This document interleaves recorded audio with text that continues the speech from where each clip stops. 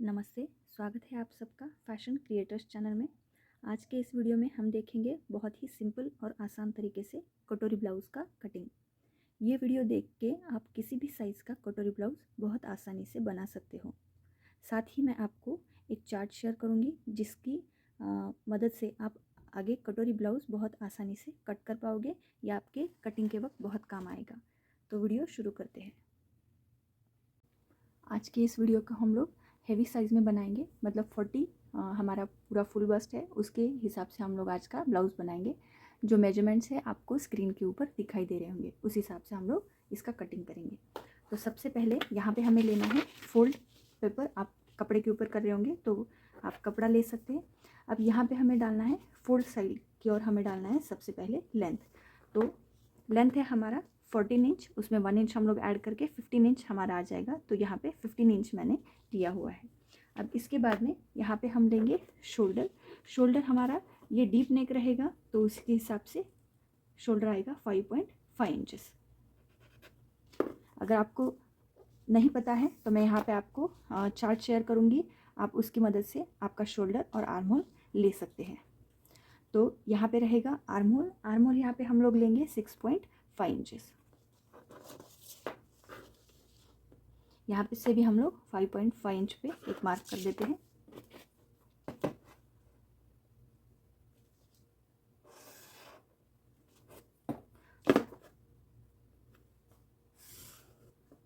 उसके बाद में यहाँ पे हम डालेंगे चेस्ट का मेजरमेंट। चेस्ट है हमारा 40, तो डीप नेक है, इसके लिए हम लोग इसमें कोई लूजिंग ऐड नहीं करेंगे, तो उसका 1/4 आता है 10 इंच। तो हम लोग यहाँ पे 10 इंच पे एक मार्क कर देंगे। इसके नीचे वेस्ट है हमारा 35, तो उसका 1/4 आता है 8.75, और उसमें हम लोग ऐड करेंगे 1 इंच डार्ट के लिए, तो ये हो जाएगा 9.75। तो यहाँ पे एक मार्क 9.75 पे कर दिया। अब इसके बाहर हम करेंगे 1.5 इंच का मार्जिन अलग से। यहाँ पे 1.5 इंच और यहाँ पे भी 1.5 इंच।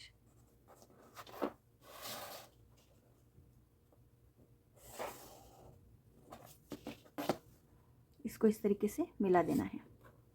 अब इसके बाद में यहाँ पे हम करेंगे हमारा टक्स का मार्किंग। ये जितना भी है आप इसका मिड पॉइंट लेके वहाँ पे भी एक टक्स डाल सकते हैं, या तो फिर हम लोग जिस तरीके से करते हैं 1 इंच अंदर की तरफ जाएंगे। अब जितना भी ये बचेगा उसका हाफ हम लोग करेंगे और यहाँ पे एक पॉइंट मार्क करेंगे। अब इसके बाद में यहाँ पे हम लोग लेंगे 5 इंच। आप चाहे तो इसे 4.5 इंच भी ले सकते हैं।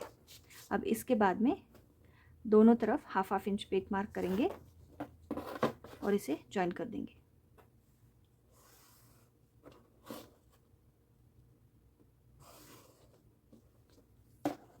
अब यहाँ पे डालेंगे हम लोग नेक का विड्थ, तो ये आएगा 2.5 इंच। अब इसके बाद में यहाँ पे डालना है हमें बैक आर्म होल का शेपिंग के लिए मार्किंग। तो यहाँ पे हम लोग करेंगे 1.5 इंच पे एक मार्क।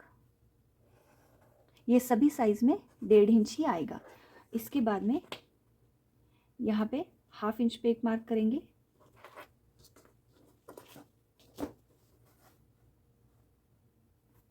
और इसे इस तरीके से ज्वाइन कर देंगे। अब जितने भी मेजरमेंट अभी यहाँ पे मैंने बताए हैं सब इसी तरीके से हम सभी साइज़ में कर सकते हैं। बस शोल्डर और आर्म होल सब साइज़ के लिए अलग आएगा, जो मैं आपको यहाँ पे चार्ट शेयर करूँगी, उसके हिसाब से आप ले सकते हैं। अब यहाँ पे हमें करना है बैक आर्म होल का कर, तो इसे इस तरीके से आप इसको राउंड शेप देना है। अगर ये नहीं समझ में आया तो आप इसका सेंटर पॉइंट ले सकते हैं। जैसे ये 3 इंचेस है, 3 इंचेस तक हम इसे स्ट्रेट रखेंगे और उसके बाद में हम इसे इस तरीके से कर्व लाइन करेंगे। अब यहाँ पे हमारा बैक का मार्किंग हो चुका है। अब हम करेंगे फ्रंट का मार्किंग। देखो यहाँ पे शेयर किया है मैंने कटोरी ब्लाउज़ का चार्ट, जिसमें सभी साइज़ के हिसाब से शोल्डर, आर्म होल, नेक विड्थ और जो छोटी कटोरी हम लोग कट करते हैं कटिंग के टाइम पे, उसको दोनों साइड से कितने इंच तक बढ़ाना है उसका भी मेजरमेंट यहाँ पे दिया गया है। इसकी मदद से आप किसी भी साइज़ का कटोरी ब्लाउज़ एकदम आसानी से स्टिच कर सकते हैं। इसके आगे कटोरी विड्थ का चार्ट डाला हुआ है जो पेपर कटिंग के टाइम मार्किंग के लिए चाहिए होगा। देखो हम लोगों ने इसे कट कर लिया है। यहाँ पे हमें करना है नेक का मार्किंग। तो नेक है हमारा 10.5 इंच, तो हम इसे हाफ इंच और बढ़ा के लेंगे क्योंकि वो मार्जिन में चलाया जाएगा। तो यहाँ पे हम लोग करेंगे 11 के ऊपर एक मार्क, उसके बाद में यहाँ से एक लाइन ड्रॉ करेंगे। अब ऊपर जितना हम लोगों ने लिया था, यहाँ पे लिया है हम लोगों ने 2.5 इंच, तो यहाँ पे हम लोग 3 इंचेस तक इसको बढ़ा सकते हैं। इस तरीके से ड्रॉ करेंगे और इसे तिरछी लाइन में जोड़ देंगे। अब इसके बाद में यहाँ पे करेंगे हम लोग 1 इंच पे एक मार्क और इसे इस तरीके से राउंड शेप दे देंगे। अब इसे भी हम लोग कट करके लेते हैं और इसे हम लोग रखेंगे फ्रंट के ऊपर, फ्रंट का कटिंग करने के लिए। देखो बैक का पार्ट हम लोगों ने यहाँ पे रखा है और इसे इस तरीके से हमें इसे ट्रेस कर लेना है। जितने भी हम लोगों ने पॉइंट मार्क किए थे वो सारे पॉइंट हम लोग यहाँ पे इसी तरीके से ट्रेस करके लेंगे। अब इसके बाद में इसको हटा लेंगे और ये जो पीछे वाला पार्ट का नेक है वो हम इसे कट कर लेंगे। अब यहाँ पे जो हम लोगों ने मार्जिन छोड़ा था उसे भी हम लोग एक लाइन ड्रॉ कर लेते हैं। देखो 1.5 इंच का मार्जिन हमने यहाँ पे छोड़ा था, तो इसे इस तरीके से मार्क कर देंगे।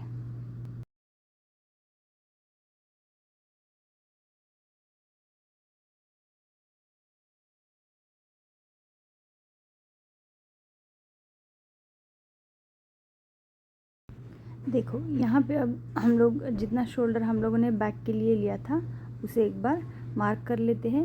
नीचे की साइड भी हम लोग इसे सेम रख के एक पॉइंट ड्रॉ कर देंगे।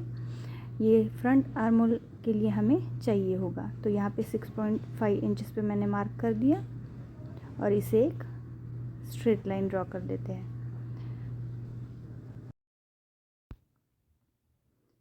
अब इसके बाद में यहाँ पे नेक विड्थ डालेंगे, जितना पहले डाला था 2.5 इंच उतना ही डालेंगे। अब फ्रंट का नेक हम लोग मार्क करेंगे। यहाँ पे फ्रंट नेक है हमारा 6 इंचेस, हाफ इंच हम लोग मार्जिन के लिए छोड़ के 6.5 इंच पे एक मार्क कर देंगे और विड्थ लेंगे यहाँ पे 2.5 इंच। जितना ऊपर लिया था उतना ही हम लोग यहाँ पे नीचे भी इसे ले लेंगे। एक स्क्वायर ड्रॉ कर लेते हैं और उसके बाद में हम लोग इसको राउंड शेप दे देंगे।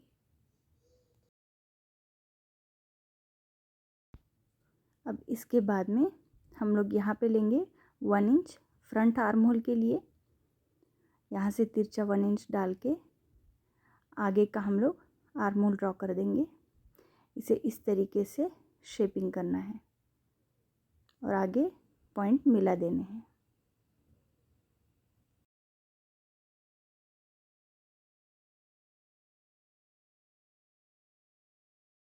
अब यहाँ पे हम लोग टक्स पॉइंट का मार्किंग करेंगे। टक्स पॉइंट है हमारा 10.5 इंच, हाफ इंच हम लोग मार्जिन ऐड करके 11 पे हम लोग इसे ड्रॉ कर देंगे। अब अगर आपको नहीं पता है कि टक्स पॉइंट कितना लेना है तो यहाँ पे चेस्ट का 1/4 करेंगे हम लोग और उसमें ऐड करेंगे 1 इंच।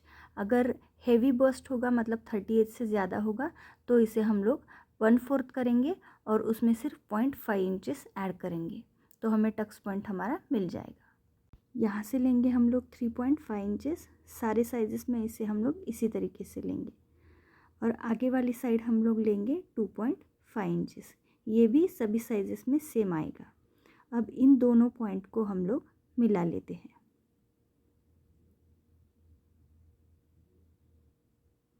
अब इसके बाद में इसका निकालेंगे सेंटर पॉइंट, जो हमारा कटोरी का विड्थ भी रहेगा।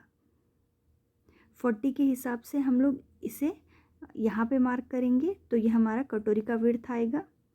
यहाँ से लेंगे हम 5 इंच नीचे और इस तरीके से यहाँ पे हम लोग योक पट्टी का शेपिंग कर देंगे। ये कटोरी का विड्थ मैंने 40 के हिसाब से यहाँ पे लिया है।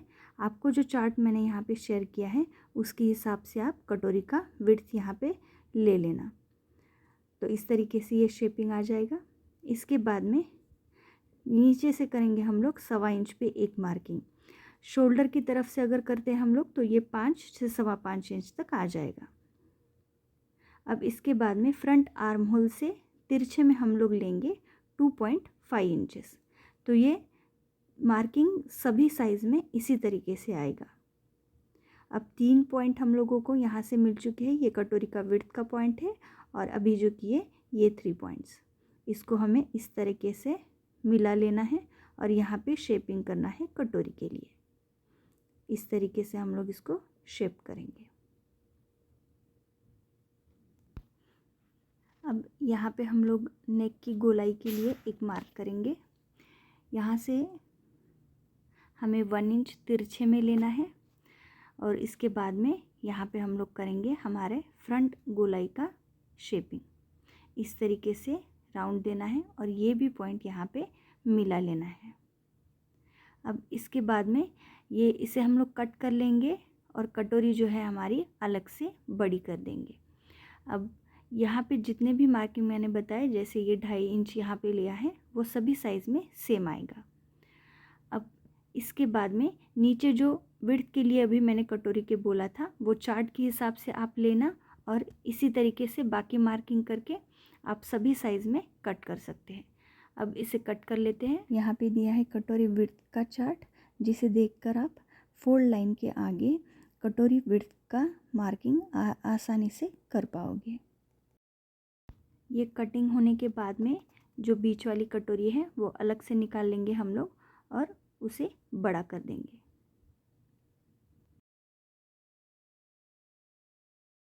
देखो, इसे दूसरे एक पेपर के ऊपर रखे, इससे हम लोग करेंगे इस तरीके से पूरा ट्रेस। जो भी हम लोगों ने बीच वाली कटोरी निकाली थी उसको एज इट इज़ इसके ऊपर रखना है और इसे इस तरीके से पूरा मार्क कर देना है। अब इसके बाद में इसे हम लोग करेंगे एक स्ट्रेट लाइन ड्रॉ।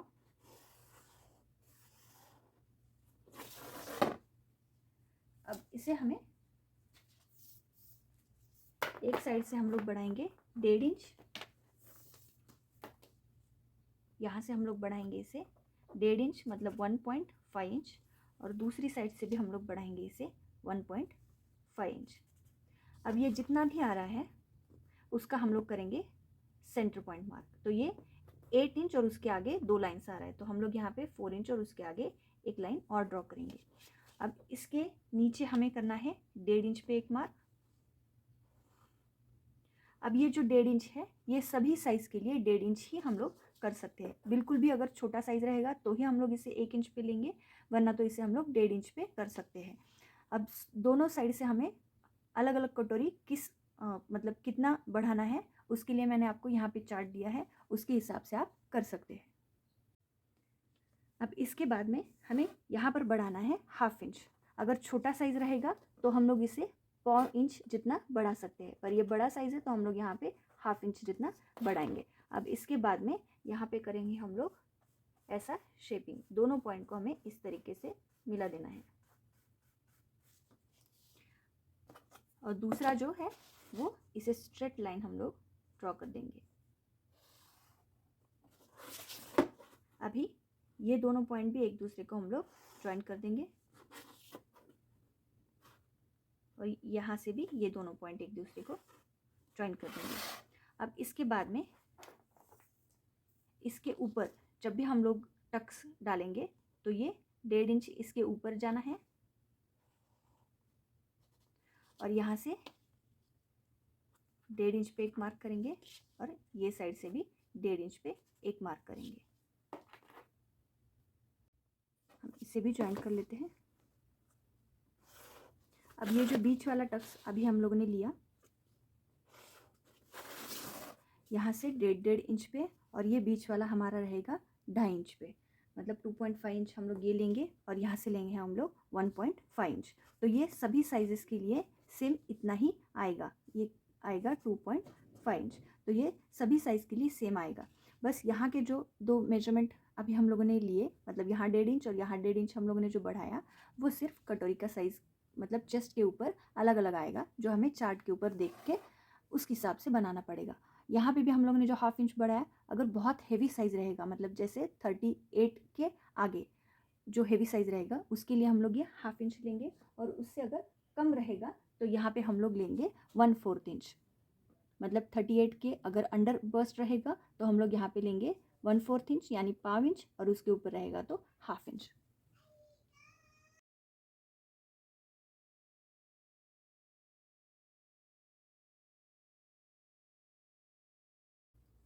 यहाँ पे हमें स्लीव्स का ड्राफ्ट करना है, उसके लिए हमें ये लेना है विड्थ में, ये फोल्ड है, ये हमें विड्थ में लेना है जितना भी हमारा बस्ट राउंड है उसका 1/4।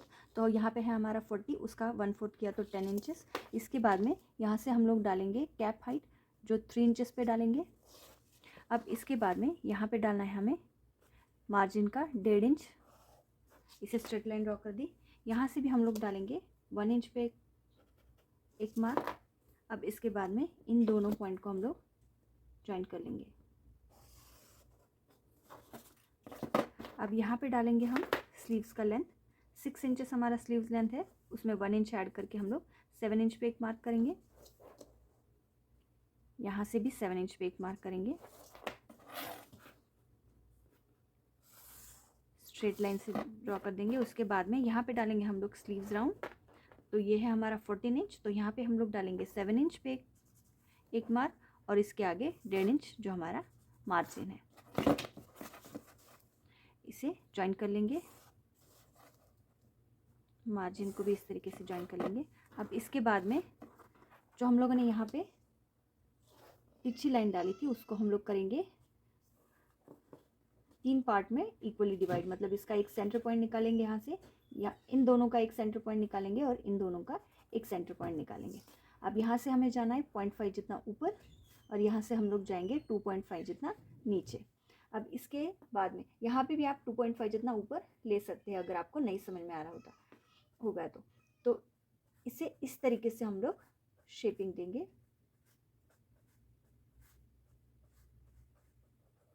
तो ये हो जाएगा हमारा बैक का पार्ट। अब आगे के आर्म होल के लिए इसी तरीके से इसे ज्वाइन करेंगे, यहाँ से नीचे लेके जाएंगे और 2.5 जितना जहाँ पे हम लोग ने मार्क किया है उसके आगे ले जाते हुए इसको मैच कर देंगे। तो ये हो जाएंगे हमारे दोनों स्लीव्स के शेपिंग। इस तरीके से ये कर्व आएगा और दूसरा कर्व आएगा जो इस तरीके से। यहाँ पे हमारा कटोरी ब्लाउज़ का कटिंग हो चुका है। आपको वीडियो कैसा लगा मुझे कमेंट में ज़रूर बताना। अगर वीडियो अच्छा लगा हो तो लाइक करना और चैनल को सब्सक्राइब करना। Thank you.